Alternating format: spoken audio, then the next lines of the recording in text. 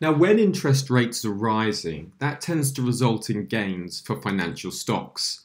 As interest rates increase, so too do the margins that banks can charge for their loans.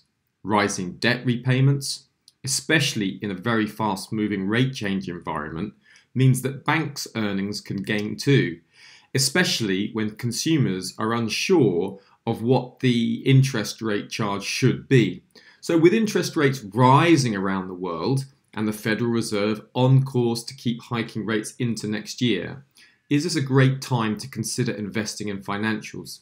By using the Seasonax screener, you can look for potential winners and then compare them to each other. So you can see here, just by going to the US sectors, we can look at financial stocks, and we can see from the start date over the next 10 years, we have a whole range of different shares and some very strong seasonal patterns. So if you just take a look at BlackRock, for instance, you can see that BlackRock has gained from the 13th of October to the 1st of December 10 times over the last 10 years.